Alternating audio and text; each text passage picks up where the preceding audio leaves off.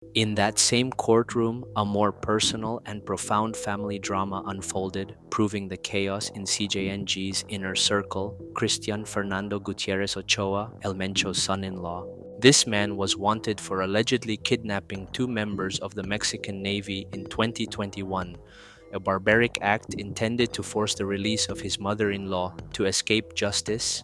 He did the most cynical thing imaginable. He faked his own death. He fled to the US, hiding in California. This lie was an unforgivable betrayal. El Mencho himself, a leader who demands absolute loyalty, told his associates that he had killed his son-in-law for the shame. Gutierrez Ochoa, after being captured by the US, is now the missing link.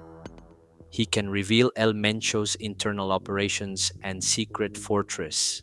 He is proof that even in an absolute empire, there is chaos and personal weakness, and he is now ready to trade secrets for his own survival. This collection of arrests is no accident. It's a cold geopolitical strategy. The Foreign Terrorist Organization (FTO) status given by the US equates CJNG with groups like ISIS. It's an admission that their threat goes beyond drug trafficking. They threaten state sovereignty and global stability.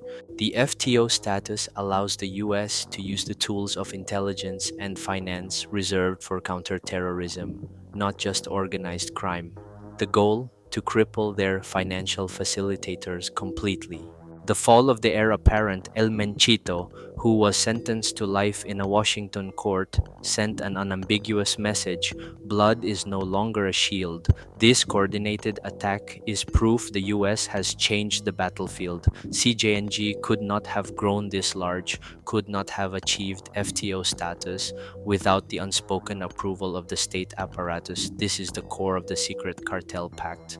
Across Mexico, we see a sickening spectacle: public banners thanking El Mencho for providing holiday gifts.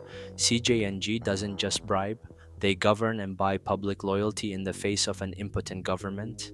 They build checkpoints, fly bomb-laden drones, and at the same time donate trampolines, a cynical blend of terror and pseudo-generosity. The arrests of former prosecutors and military officers accused of colluding in the beheading of a mayor only confirms the fear that corruption has reached the highest levels. This is the heart of the problem. CJNG could not have grown without expensive protection involving corrupt military captains, subservient local politicians, and federal officials who are quietly on the Los Cuinis payroll. The fall of the treasurer, Chepa, and the betrayal of the son-in-law, Gutierrez Ochoa, are the irreparable cracks in El Mencho's empire. Through these two holes, we can see the terrifying truth. The war on drugs at this level is a war against limitless corruption. In the courtroom, the battle is between American law and Mexican rot. Chepa's heavy sentence is pressure to reveal the truth, to drag politicians and generals from the shadows. It is proof that a man can buy himself into invincibility until his inner circle, built on gold and family blood, begins to betray him. El Mencho's story is an eternal warning. The sacrifice of the treasurer and the testimony of the son-in-law have become the keys that will decide the fate not only of a cartel, but of the political order of a country that has lived in the shadow of crime for far too long.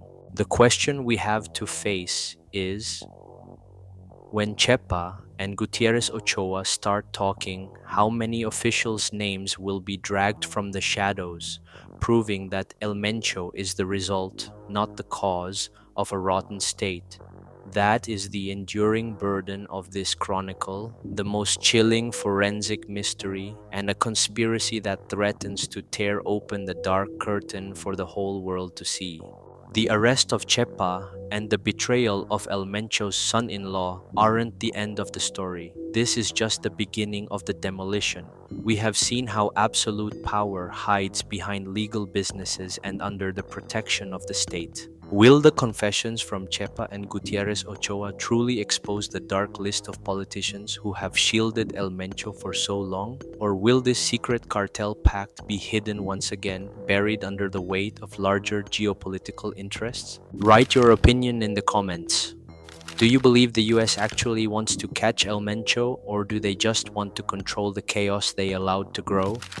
To unseal other archives that have been deliberately hidden from the public, to reveal the truths too dangerous to print, subscribe to Underworld Archive and turn on your notification bell. Thank you for watching.